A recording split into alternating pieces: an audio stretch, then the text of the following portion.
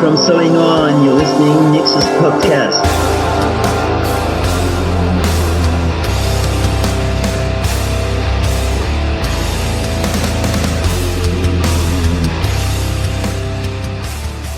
Welcome to the NYXUS Podcast. My name is Melanie Nix, and today I'm sitting down with Soleil noiR, a rock French group from France, with a little twist of didgeridoo. I mean, if you guys haven't listened to them yet, you definitely don't want to miss this episode so you can hear the music. So welcome. Welcome. I'm glad to have you here. Let's start with the questions. How did you learn to sing, start playing music? What's your role in the band? Okay, so, I'm going to speak for my two mates that are not here with us tonight, Sub and Nico. I play the guitar and the didgeridoo in the band. Sub plays the bass and backing vocals, and Nico plays the drums and backing vocals. We basically learned from scratch in 1994.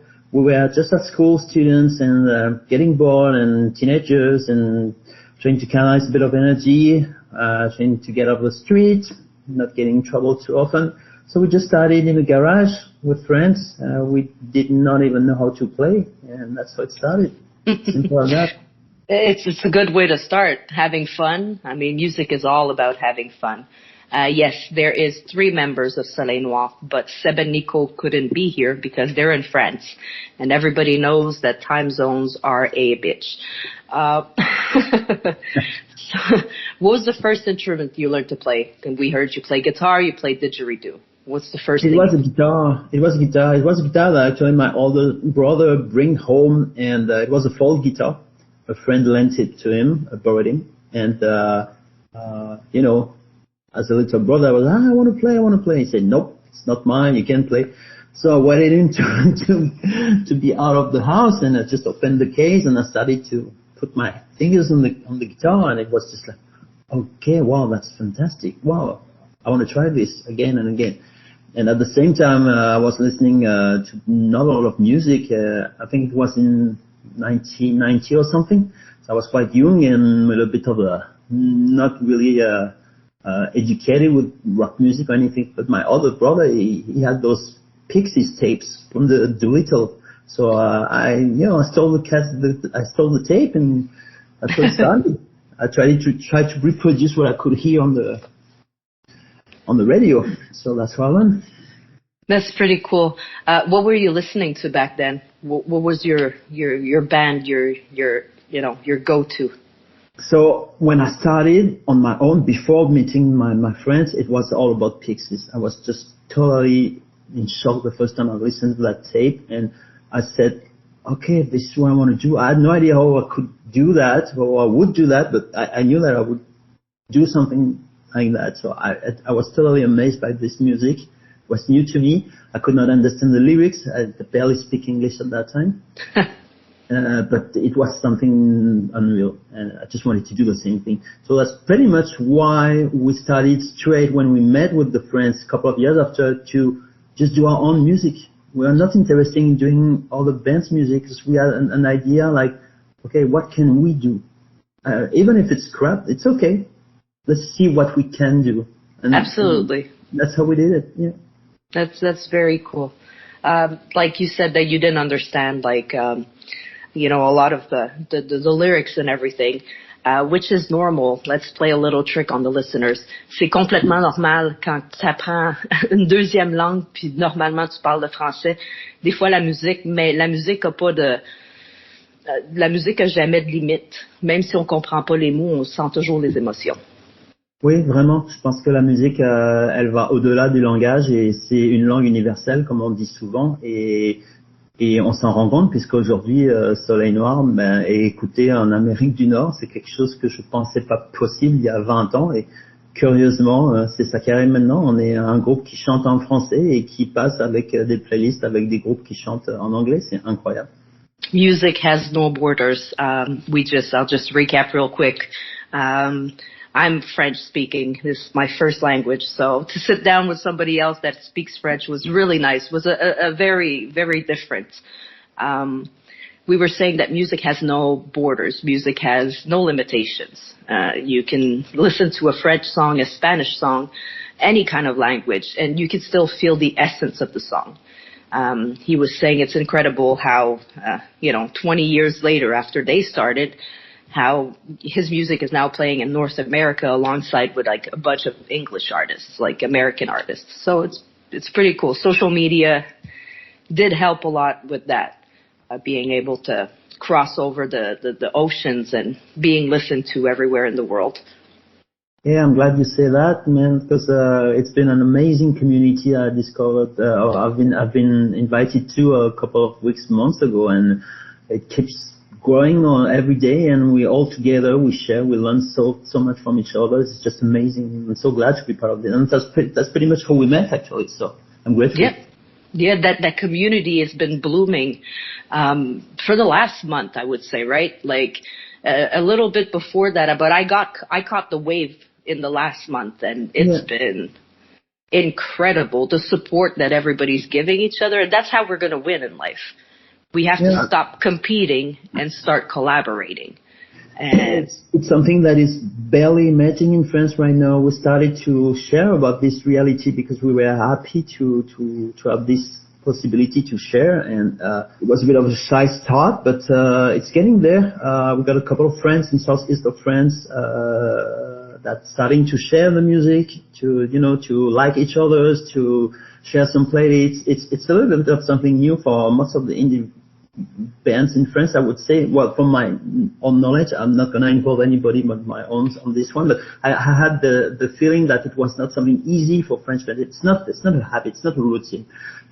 It was so easy to do that with American bands, English bands, Australian bands lately. I was just amazed. I mean, I want to salute all those friends that I met in the past weeks: Farewell Fortune, Anger Overdose, Des Pigeon, Talwar from France as well. There's so many, I'm forgetting so many, but you folks have been so important for all of us, and we support each other, and it makes sense day after day. You know how it is with music, and you're gonna struggle every day. It's not gonna be fun. It's gonna be a roller coaster. You got a life to live. You got to put food on the table. It's not easy, but this kind of support means the world. To me, personally, it helps me get through my day, So I just wanted to, I like the community that was built. There's a lot of support. There's a lot of talk. And it's not just musical support. Like, we're supporting each other in many other ways. Like, you're having a bad day, you hop in that Discord, you say you're having a bad day, and somebody's got a joke for you. Or somebody's got an advice or an ear for you. So it's a really nice community. I'm blessed, like, really, with this community, and I hope it's going to keep growing. France, everywhere. Like, if they want to put their songs on the show, I don't mind. Any language, for me, music has no limitation. I will play any language on the show. That's awesome. I mean, I'll sit down for any interview, but it has to be in English or in French, because then if not, we can't have this conversation. But for music, there's no limit. What's the story behind Soleil Noir? For my English-speaking friends, Soleil Noir would be Black Sun in English. So we come from southeast of France, a little town called Saint-Raphaël on the French Riviera. It's a pretty sunny country. Okay, you're near the shore of the Mediterranean Sea. It's pretty hot by summertime. It's a very touristic place by summer, and then it's gonna become kind of a ghost of my winter. That's pretty much why we had to do that music, to not get bored. But anyway, the sun means a lot to us. It represents who we are. And at the same time, there was a bit of darkness in our life, like I would say most of teenagers growing up, face that reality of becoming an adult, smashed in that world of injustice and darkness. And we had to put a bit of that as well, because it was also part of our story. Actually, there's a poet from France called Gérard de Nerval, and he had written a poem called Estisticado, and there's he refers to le soleil noir de la mélancolie. Et mon luth étoilé porte le soleil noir de la mélancolie.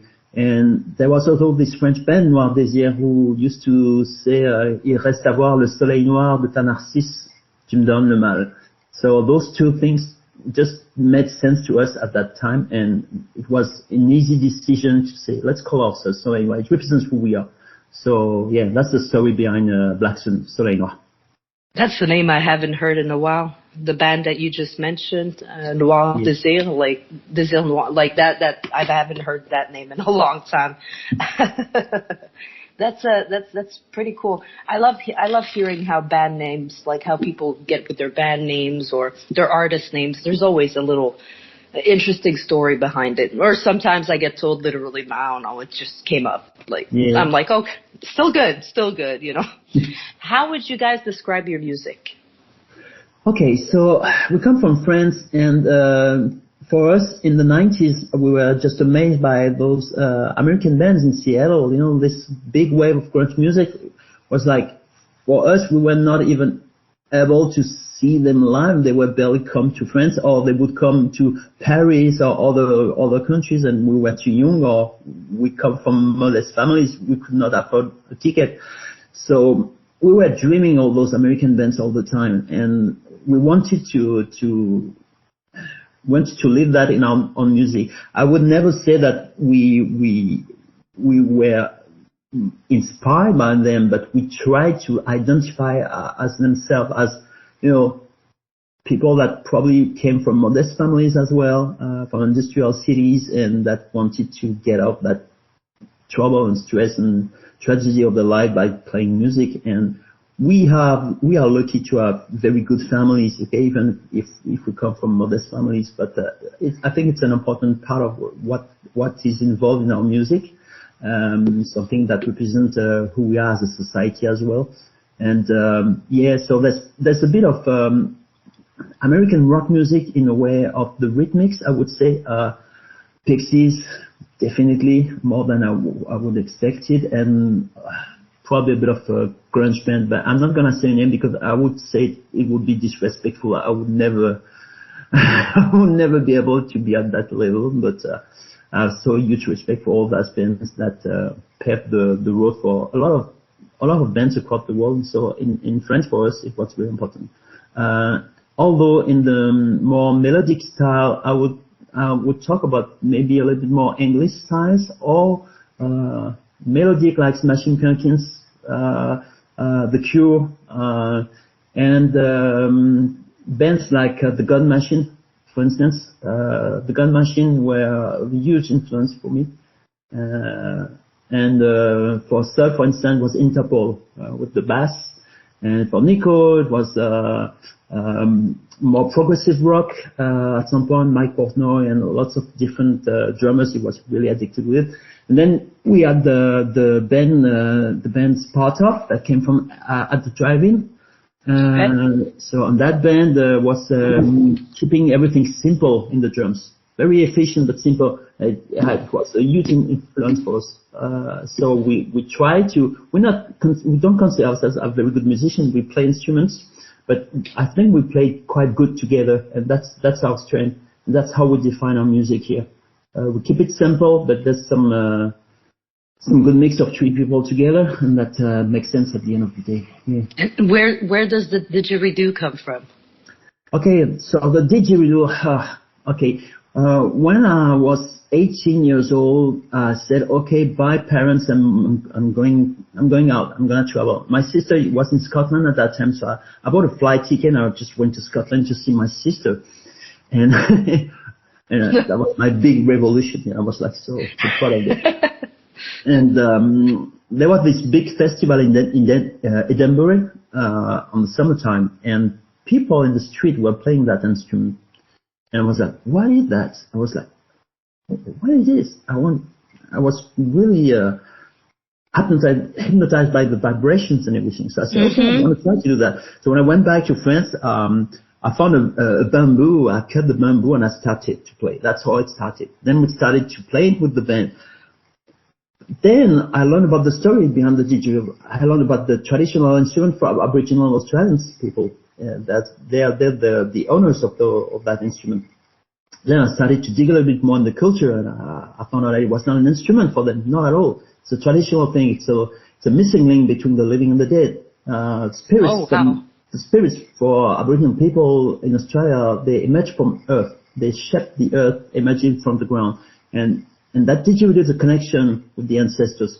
So the didgeridoo player for the Aboriginal people during ceremony that we call corroborees is the connector. It makes the connection with the ancestors.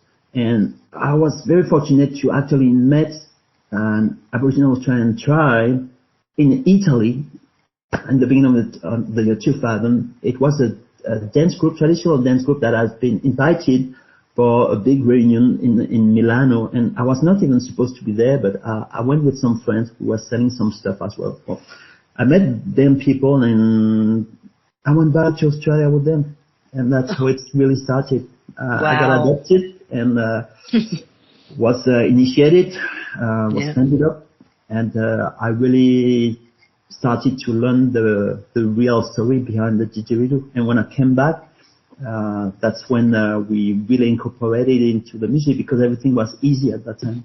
I understood what was behind that, so everything made sense, and it was just whatever could be played, I could just play on it. It was just natural. It was not an instrument anymore.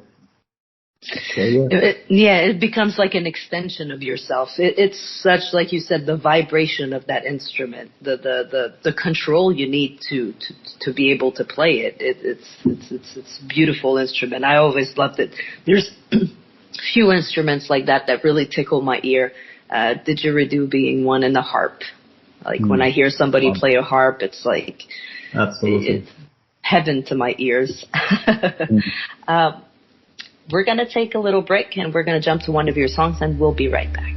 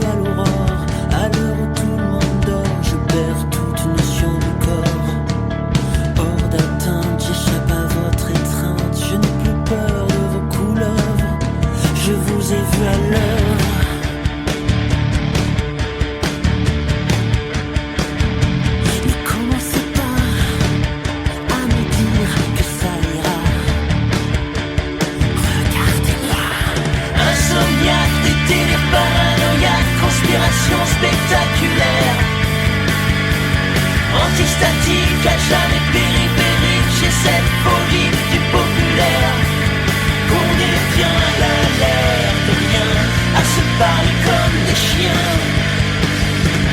Qu'est-ce qu'on y croit, qu'est-ce qu'on y tient, c'est tout petit rien qui ne nous mène à rien.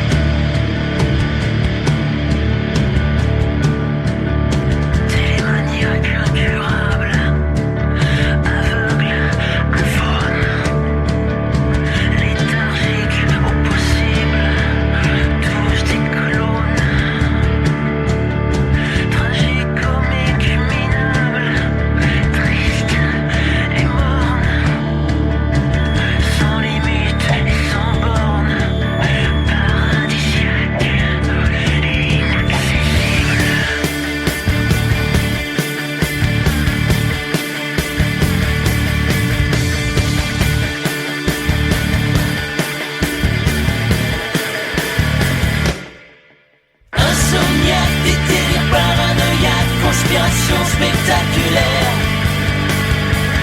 antistatique, à jamais périphérique, j'ai cette phobie du populaire, qu'on ait bien l'air de rien, à se parler comme des chiens.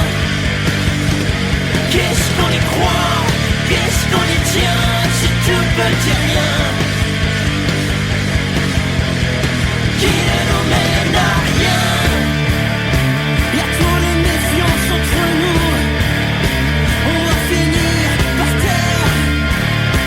Moi qui goûte à la confiance, je l'avoue, j'ai envie de tout foutre en l'air.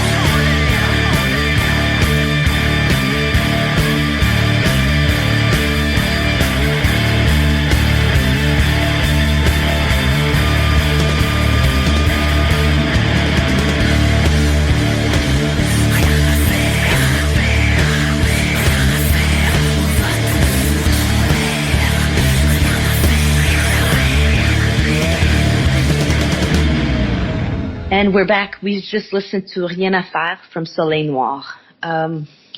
What's the song about? Where did the inspiration for this one come from? Okay, I would call myself a night owl. I don't sleep a lot. I've been like that since my teenage years. That's who I am.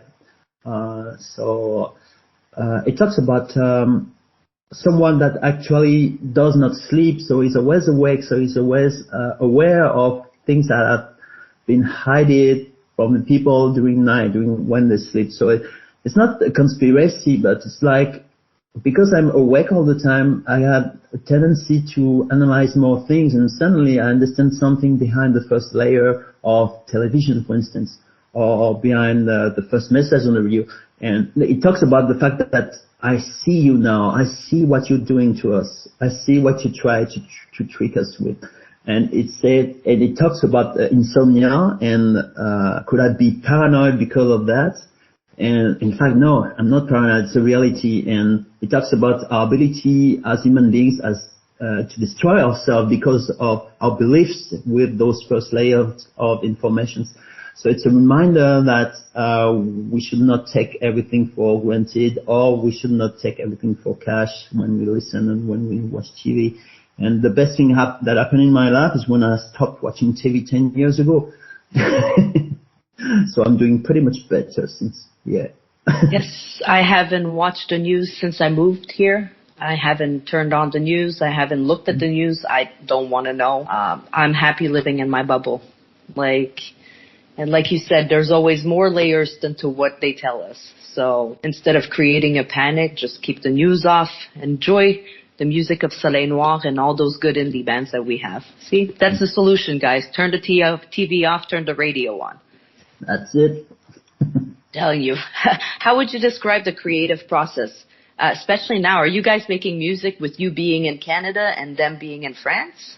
Yes, we don't do it live because it's too difficult with the time frame. But okay, usually I will start with the guitar riff or an idea that I'm gonna try to share. So I'm gonna send that to Nico sometime at the drum. Say, okay, I've been thinking of this, and they're gonna have an opportunity to see each other once in a while because they both work. They're not exactly in the same place right now, so they have to anticipate to meet. Yeah. But they're gonna try I'm gonna provide a basic tempo, sometimes a little couple of ideas, and I'm gonna say, okay, this is what I got in mind. Nico, he used to play the violin before playing the drums when he was young, so he got this kind of ability to understand what's the harmonics and what's the melody. So it's not only rhythmic. And Sub is also a guitar player. He has sung in a band and played the guitar in a band before. So they got those abilities to understand what I'm looking for with my idea. Then it's a total free process of creation. They do what they want. That's how we work. I have some ideas. That's the problem. That's probably why I don't sleep, because those things gonna pop in my head. I'm gonna have it played by a opera rock, then I'm gonna have it played by a jazz band, hip hop, and I've seen that thousands of times on stage, and it's been only 24 hours in my head, so it's crazy. But I try to not being eaten by this, and Nico and Seb are so good at understand what I had in mind. Yeah. When you've okay. been working for so long with each other, it's not like you've been together for a year. You guys have been together for over 20 years we were saying? Like, so the funny part of that is we were an active band from 1994 to 2008. Then we stopped. We were exhausted, and this is when I actually moved to Canada to start my life from scratch again.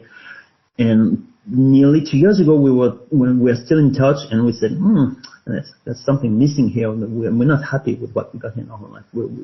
What about trying again something? And it started like that.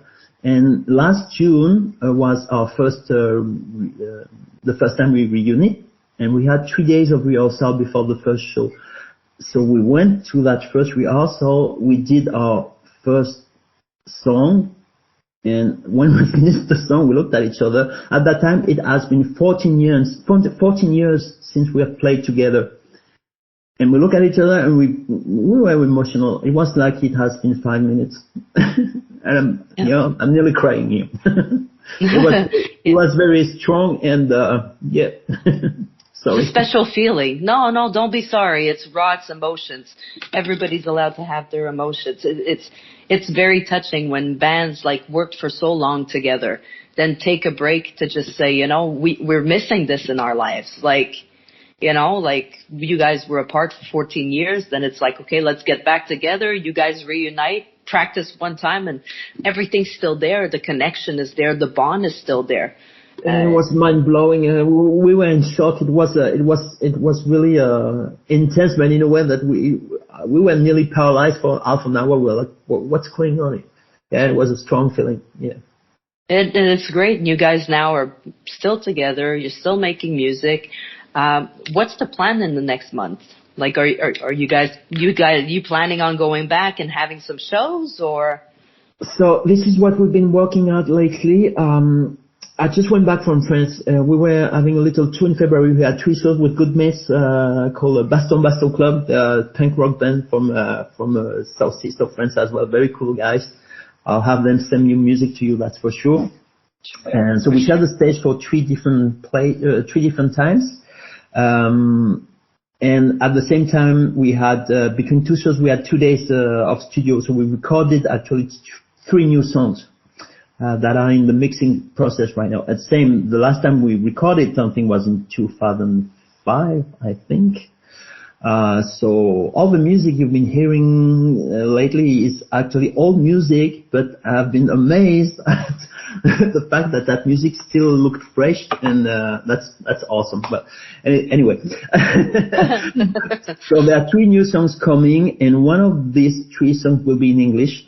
So it was important for me, even if we really assume that we sing in French. We had some English songs in the past, but we wanted to be more from our first language perspective. But at the same time, I've been in Canada since 2010, and I work in English most of the time when I'm up here in the Cree Nation territory. So I wanted to sing something in English. So yeah, there's gonna be one for you folks all around North America. There we go. Soleil Noir is giving us an English song. It's pretty incredible right now, guys. He's from France. He's moved to Montreal, Canada, and then he moves in the Bay James. Like, you guys don't know, like, that's Cree territory. That's like First Nations. So he's really like, I have a lot of respect for what you do. The First Nations in Canada deserve the good treatment. They deserve to be treated well and to be heard and understood. So I thank you for them and for everybody for doing what you're doing. Well, thank you. I'm very grateful anyway to be here. It's a gift to me. I feel very fortunate. I learn so much every day. Just so you know, I'm a physiotherapist. That's what I do. Okay. And when I moved to Canada, I was just a musician. So I went back to school, and I graduated a couple of years ago, and I decided that I wanted to work with the people that made me able to be here in Canada. And I thought that first people of the land were the ones I was looking for.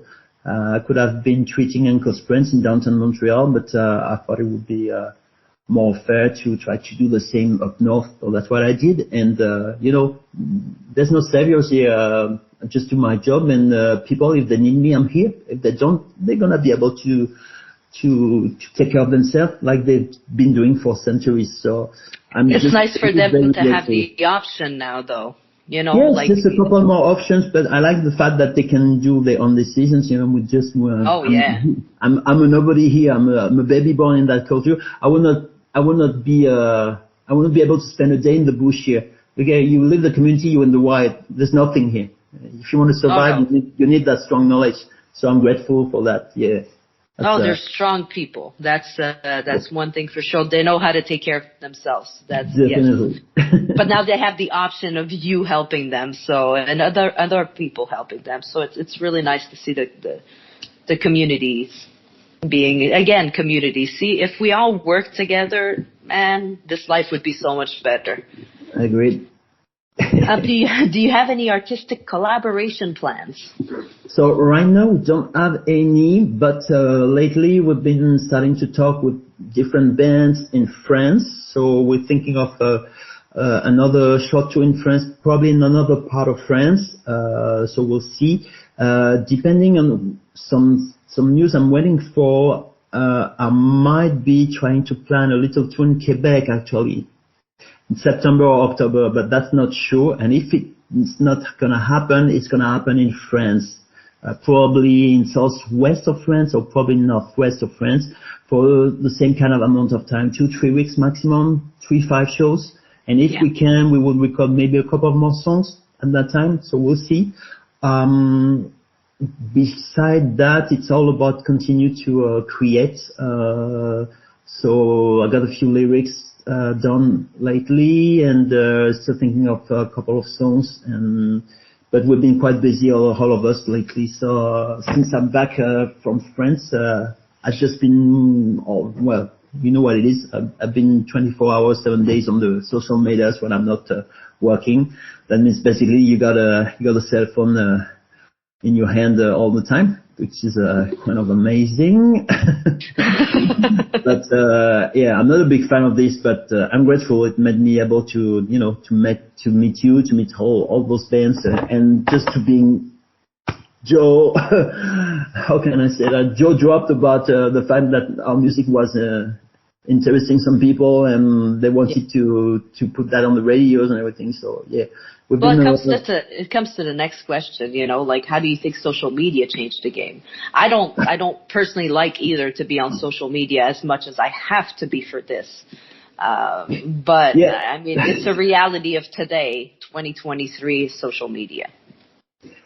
So I had no choice but to dig into that, and like I said, it's not fun to do, but there are good things all go into that, and the fact that you can make new friends, people that share the same passion, the same dedication to music, that understand what it is actually to do that on a daily basis, so you can support each other, like you said. Although the fact that, in 1996 we had to put CDs in big brown envelopes and lick the envelope and send it to, let's say, 100 people, and it would have, taken us like 3-4 days to being able to do that. Yeah, and those envelopes end up on the desk there with that other pile of envelopes, and then it's just, are they ever gonna open my envelope, guys? You guys don't know. If you don't know what we're talking about, like mixtapes, like the street teams. Like we didn't have social media back then. It was the street. You had a team of people that would put stickers everywhere with your band name on it. And everything you had to think twice because it cost you a CD and it cost you, it was for any demand, it's a lot of money. So whenever you would send a CD to someone, you would have to make sure that this CD would add a little bit of interest to that person. So I'm less regarding for that now. I'm just clicking, on buttons and everything. But I think I kept that kind of targeting habits. And apparently it has been still a good way to do it because we had very good answers for a lot of people because I was targeting probably the people that were interested in that, I don't know, mostly more in the story than the music, I would say. Yeah. The I fact see that I see you guys on social media though. Soleil Noir this, Soleil Noir that. Like you have a pretty good social media presence right now. It's nice to see all those American bands sharing you. That's what it is being insomniac, see? We've got plenty of time. Exactly. No more sleep, guys. We do not sleep anymore. We just Don't sleep. have time to do everything. Is that how you balance your music and your other obligation? You just go to work and then at night we're not sleeping because we got stuff to do.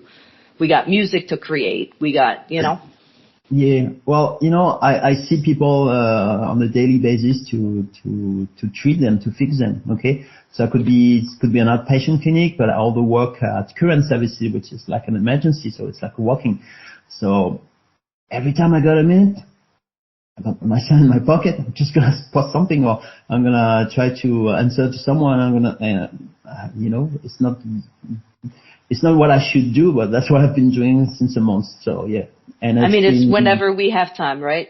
Yeah. You got 5 minutes here, open the phone and try to do as much as you can in 5 minutes. Absolutely. Yeah, absolutely. And whatever pops on the window, you always say, okay, I'm going to answer this. I'm going to answer that. I don't think of not doing that anymore. I just said that I was targeting people for emails, for instance, that I said with bio and music and everything. But when it's about social media, I'm not targeting. I'm just answering everyone, everybody. Everyone's welcome. Everybody's welcome. And that's the way it should always be, in fact. That's the community, absolutely. That's how I see us growing. I encourage people to, support other people in their industry. I'm supporting you guys, but I'm I'm bringing in Mike Stover from the Stoverload Music Podcast. I'm going to have another person that we're waiting not to announce, but, we share each other's stuff and we share each other's bands, and it's not you took this band from me. No, it's, cool. You got them on your show too. They're so good. It's not a competition. Bands don't belong to a radio station. If radio stations could help each other and start sharing each other's stuff, as much as the music community is doing right now, I think it would be beneficial for everybody. So, well, maybe they start seeing that too, because we share the names as well. Yes. When we share the post, we are thankful for radio that's gonna head us, for podcast that's gonna head us. So we always name the thing. Yes. And yes. Those other radios and other podcasts, they see that, so they see the benefits for everyone. So I'm hoping they catch the wave. I'm hoping everybody's on the wave right now. It's a pretty nice, we got big bands too on this wave. We have bands like Sepsis. I think I mentioned them every episode, but they're important to the industry right now. Yeah, the dynamic is amazing, and from our perspective in France and with the little knowledge we got with that experience, see the dedication to authenticity in a way that is not harmful, respectful, inclusive. Don't give a shit about what people are gonna say or judge or anything, and showing people that it can be done that way. Yeah, it's just it's refreshing, and they got huge respect from us and from most of the bands here. Yeah, we're very grateful to have them leading the way and they're really supportive. They always have a minute to talk to you, to likes, to share. So it's Oh, that's where we go round in circles, and it's funny because now Mike Stover is joining the NYXUS Radio. I was one of his first interviews when he started 3 years ago, and my interview was a double header with Sepsis. That's awesome. So it's funny how 3 years later, here we are, like all of us back together. And we've all split. I was in the music world, and I kind of, stepped back a little bit, moving here and trying to settle and, trying to record with kids screaming. And I'm surprised they're so quiet right now. But it's just nice to see the community forming back together. It's like everybody's ready to start working again. Other than music and work, what hobbies do you have? I wish I had hobbies.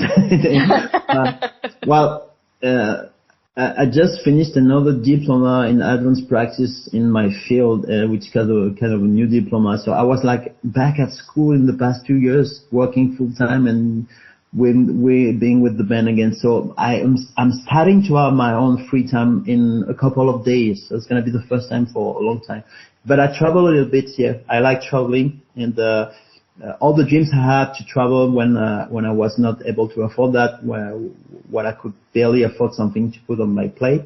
Yeah. I'm trying to have that revenge now. So I travel a little bit to some islands before Christmas, and that was amazing. And hobby for me is to try to get to know other cultures, other people, and for that it's traveling, whatever it takes. So yeah, traveling and meet people, that's what I like to do. Yeah. Do you ever regret any sacrifices you had to make for the life you have now? So I'm 46. I started music in 1991. I met amazing friends, and then we did music from nearly 17 years, then we stopped. And during all that time, we were struggling with any kind of problems, financially, economically speaking, socially speaking, and everything. But even today, when I step back a little bit and I try to visualize this, it was never a sacrifice. It was just a choice. And I learned recently in my journey, this life, that there's no good or bad choice. There's just choices. Then things gonna happen, and you'll see. And there's no good or bad decision. There's just decisions.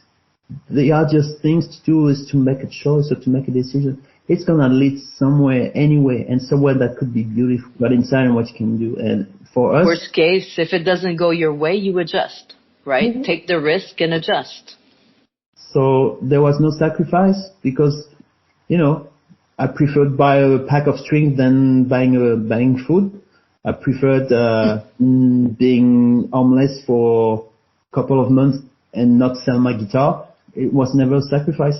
I was in peace with that. Well, that's it's important that you're at peace with your decisions, and music is what drives you. It's a very important thing to you, and I have to respect that. I had to bury that very deep inside of me during that new life in Canada, starting from scratch, going back to school, being in a new school system, not being at school for years, and try to do something of my life in a way, something that was more official, something that was more, I don't know, I have no idea.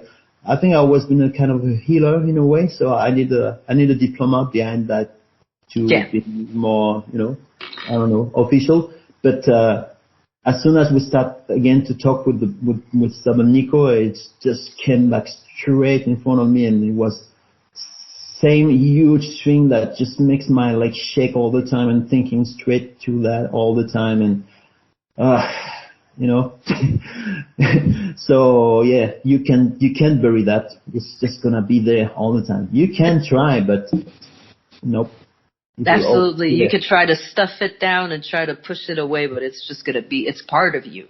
You can't eliminate something that's so important to you, and you guys have done it for so many years, So if you would have to tell me, what is the best advice another musician has given you? So it was in 1998. We were just starting to understand a bit better what it was to play together, because we are really beginners still. And you always want to be proud of what you learned, so you put a little bit too much usually, okay? Especially in the band, you're gonna play a bit too much guitar, too much cymbals, too much this, too much that. So you don't really understand what's the silence, what's the space in the music, how deeply you need some space in your music, some air, some breathing. And we met a drummer, an old guy, it's called Luc, still alive, and he was a jazz drummer, and he was doing arrangement. He was arranging songs for bands.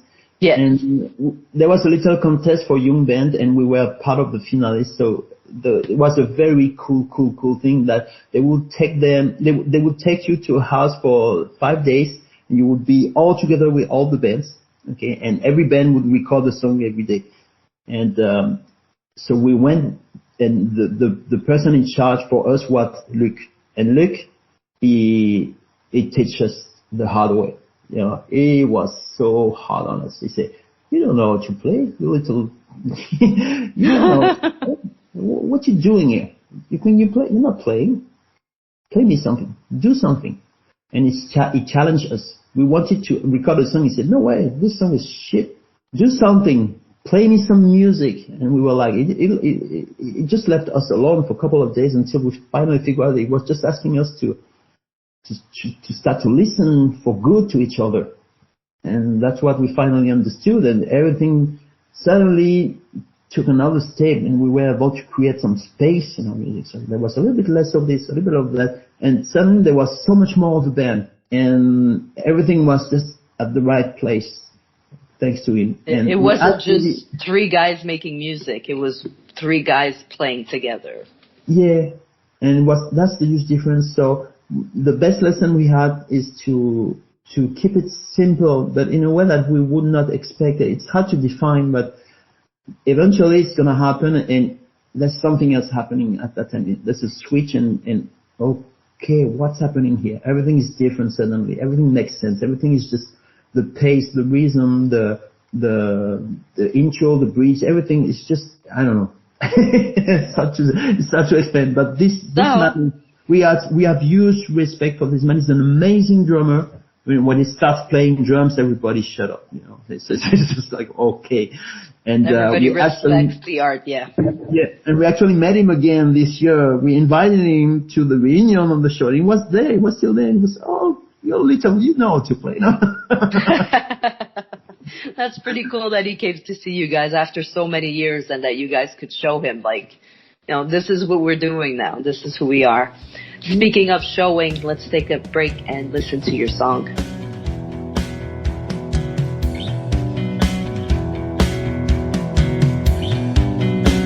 Le pays se tait, mise à mort quotidienne. Pense qu'on jette à tes pieds quelques miels sans fierté, libre de demeurer muet. D'user nos mains jusqu'à la corde, calibrage de la discorde, la pensée unique, insensée. Des inégalités, tant d'inégalités, trop d'inégalités, trop tard.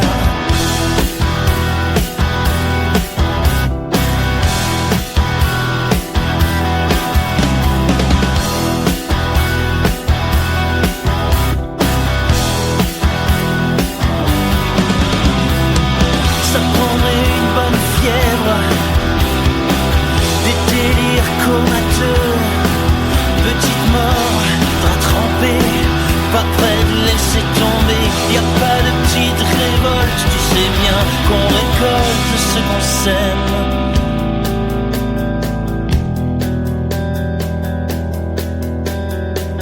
Les dents blanchies du succès, cravate propre et serrée, ne coulant sur vos gorges, jamais déployer, ne jamais s'exprimer, ne jamais évacuer, ne jamais s'évader. Pour combler ces vides, ce malaise.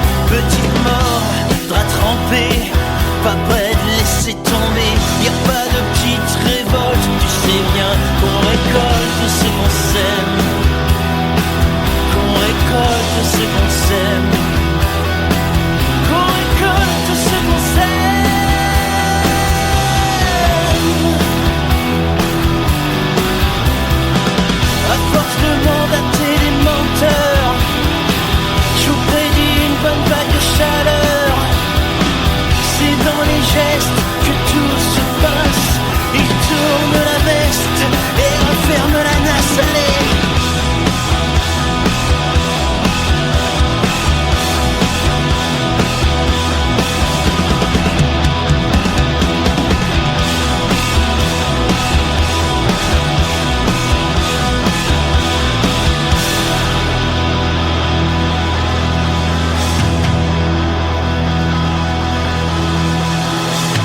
And we're back. We just listened to Ce qu'on s'aime from Soleil noir. What's the song about? The Ce qu'on s'aime means what we saw, and it talks about, it's a little bit more apolitical. It talks about the society. It talks about the fact that the democracy we have elected have a tendency to forget that we are part of this democracy, and starts to change a little bit the pattern, change a little bit the meaning of the words, change a little bit the meaning of the laws, change a little bit the meaning of everything. And if you don't pay attention, suddenly it's not a democracy anymore. So, and it says we get back what we saw, in a sense that if you do something and you don't think of what you've been doing, and you don't realize that something not very cool is gonna come back at you. So I have a tendency to explain in that song that freedom comes with rights, but mostly with duties. And that's the message of the song. And it talks a lot about the fact that it would take a good fever, a good sweat during sleep to wake up and realize that, okay, something's not right here. We need to act as a community, as a population, as a society to change that pattern. But in a way that is not violent, in a way that is just open-minded and understanding better what the system is about. So that's what Ce qu'on s'aime talks about. Well, I mean, we do reap what we sow. That is a way of life. I believe in it threefold. So if you put out bad in this world, that's what you're going to get. If you put out good in this world, and that goes for your life too, every day. If you wake up to tomorrow morning and tell yourself, well, it's going to be a bad day, for sure it's going to be a bad day. Yeah. Don't let it be a bad day. Don't put that energy out there. Yeah, one step at a time, but you can guide you to something beautiful if you're willing to. Yeah. You're allowed to have a bad morning, but don't let it be a bad day. Like, try to change that morning. Come onto the NYXUS server, and one of the guys will change your frown to a smiley face. I mean, today they've been completely ridiculous. They helped me go through a really bad day today. That's great. They're awesome. You guys are all awesome. I'm glad that I met everybody, and at this point of my life. Well, you reap what you sow. There you go. See, we reap what we sow. How would you say music is important to this society? Well, there's a good example. We've been through some shitty years lately, okay, and everything changed all of a sudden, and we had to redefine ourselves as a society. And the music industry and music in general has been really, really deeply impacted by that. I'm talking about live show. I'm talking about any kind of event that includes a crowd. And there was a change in the way people were interacting with each other. We started to become a little bit more shy. We started to stay at home, as we were not even forced to stay at home anymore. So the music needs crowd, the music needs live, the music needs stage, and the art in general needs people. And if we stay inside our little bubble all the time, we're actually killing the art. We're killing the music. We're killing everything. So we are all actors involved in that art by being together, interacting with each other. And that's the key component of art. If there's no art, there's no people. If there's no people, there's no art. It's deeply interconnected. I agree, and I don't know. I know Canada's doing it. I know here in the U.S., I don't know if France is doing it, but the governments are cutting the art programs and the music programs in school. That's the first connection to most of kids. Like, okay, they'll have music at home, but not everybody's musical. Not everybody has musical parents. So that's your first connection to an instrument. It's your first connection to something that you can express yourself. So I think that's very detrimental to society, like you're saying. Music is so important. I mean, through COVID, music is what kept me going. I started a band. Well, I joined the band called Crossover. I'm not making music at the moment right now, but through COVID, we made so many good songs. Me being in Canada, them in the U.S., having a feature in the U.K. So music is important to society. It kept a lot of us going through this. And I know that the thing that I missed the most while I couldn't get out of my house was going to concerts. Yeah. Going to karaoke nights at the bar with my friends, you know, like that's what missed. Like I missed the music. Feeling alive.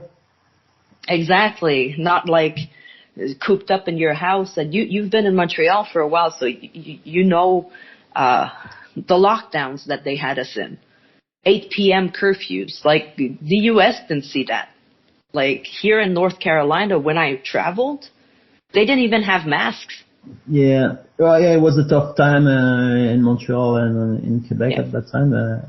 It's been rough, and you can still see the damages, I would say, in the health system. You know, mental health issues. You know, there was a lot of damages that we just had to see the consequences of those politics that, necessary or not, it happened, and we're gonna have to live with the consequences of that in a way that is not exactly what we would have expected, you know.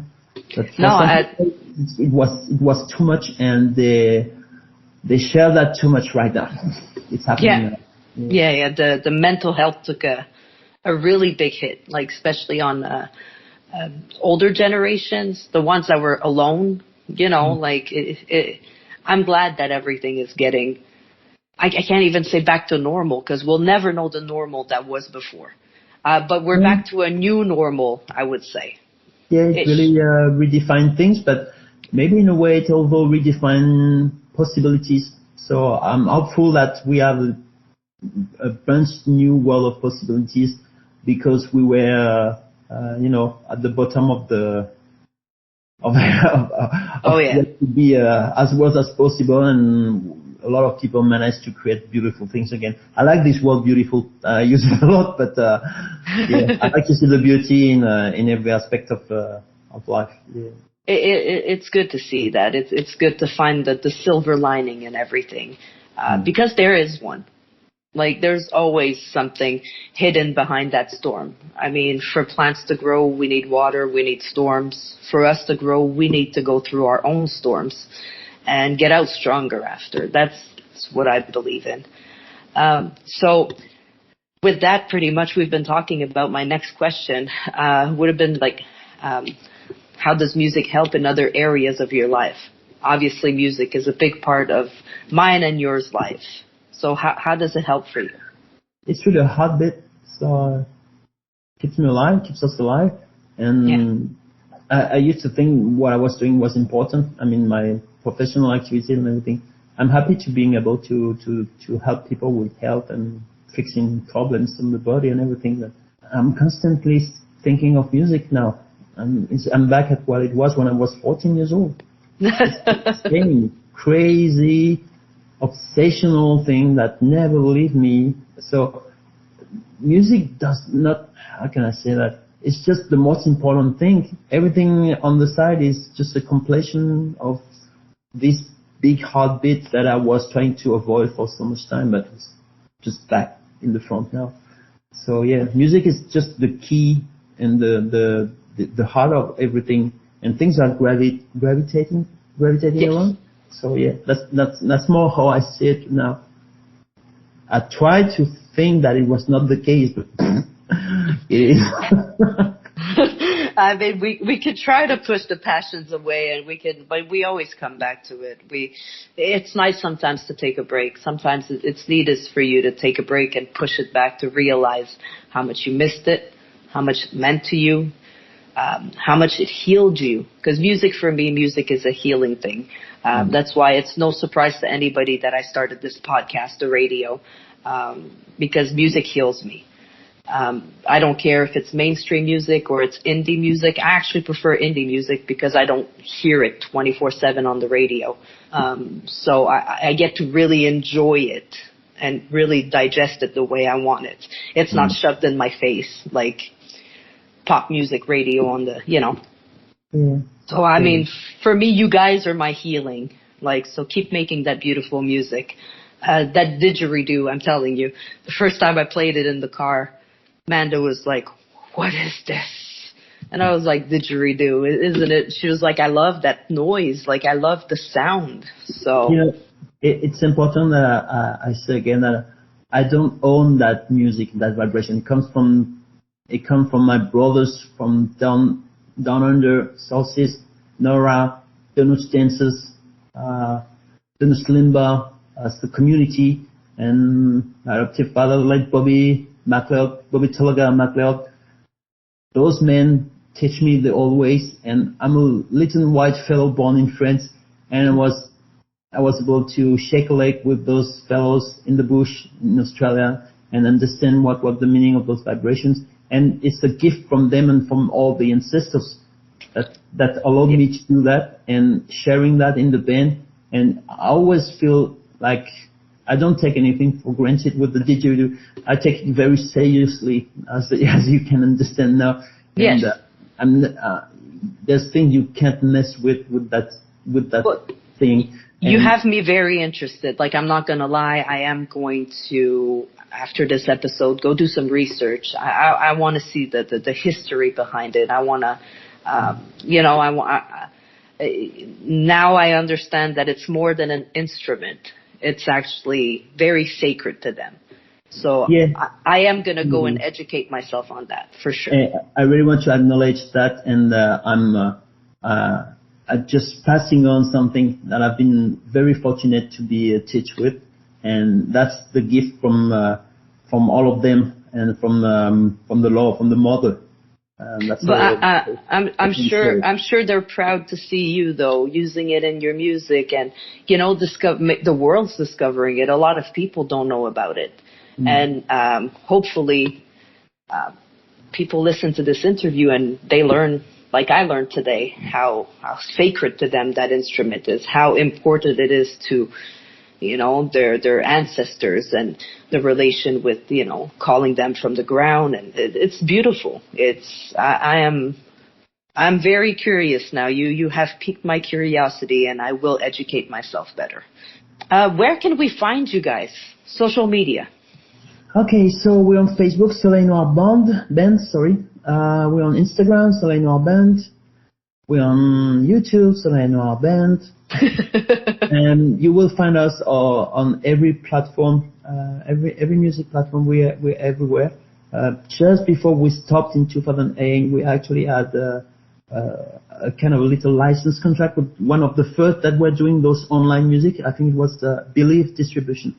So it's an old contract that we don't really understand the rules, but that allowed us to have our little what they call the backstage platform, and we actually can put on songs on that backstage, and it's gonna be spread on all the platforms. Very cool. So we are very, very lucky for that. I don't really know how it works or what we should do or not with that, so I'll just do it and we'll see what's gonna happen. But so far we've been able to go on on Spotify and all this. I'm not gonna say the name. It sounds like a distribution platform, a little bit like DistroKid.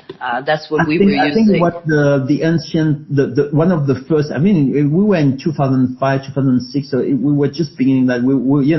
You remember those kind of Napster and all those things, and you would have to wait like 4 hours. LimeWire, yes. So they were trying to change that by helping bands. Would I say helping? I don't know. But the idea was to have access to those platforms who were just not accessible for any kind of us. So it's been better since we had, like you said, we got Bandcamp, we got SoundCloud, we got a lot of things. But for us, it comes from that period of time. So it has remained sleeping for, I don't know, 10 or 12 years. And then when we started again, I was like, okay, let's click on this. Oh, it's still working. Okay, let's put some music. Oh, it works. Oh, we're everywhere. Okay, cool. Yeah, why not? I don't really know how it happened, but that's the way it is. So yeah, you will find us, there's other bands called Soleil Noir. I think there's a hip-hop band in France. We respect that. Yes. We don't harm any kind of thing. So there's space for every kind of Soleil Noir here. And just so you know, you will find us. We are the three lads with someone holding a big piece of wood in the center. That's us. That's Soleil Noir. Well, yes, I've been on Spotify and I started playing the other band, like at the beginning when I was just following all you guys, and I was like, I thought it was a rock band. This is not rock. And then I looked again. I was like, there they are. Yes, they're Soleil Noir. That's the guys. It's getting better. We are a little bit easier to find now, which is good. Well, if there's any confusion on this episode, I'm gonna have your links to your social medias and to streaming platforms, so people can just click on it and they'll be directed directly there. Awesome. Thanks for that. So thank you very much for being here. I have one last question before we go. Same questions that I close the podcast with every time. What advice would you give to your younger self? So shut your mouth a little bit more, open your ears and heart a little bit more. You're going to do it right anyway because you just want to do it. So it's okay. Just go with the flow. It's going to be fine. Don't stop dreaming. Right? Don't be afraid. Do not be afraid to pursue your dreams. You never know where your dreams are going to land you. Never know. Apparently. So I appreciate you sitting down for me for this hour. We're going to make sure to put all your links, like I said. Guys, go make sure you follow Soleil Noir, Soleil Noir Band on social media platforms. If you have issues finding them, just come on my page. Just come on my page and you'll see them here. I always share their stuff. You guys are amazing. I can't wait to hear the new songs coming up. I can't wait to hear that English song. Hopefully, I can't say when because we're still thinking of when. Yeah. But as soon as I got some news, you will be the first to know. That's for sure. There you go, guys. So keep an eye on us, and we'll keep you updated on Soleil Noir. Thank you so much for being here. Thank you.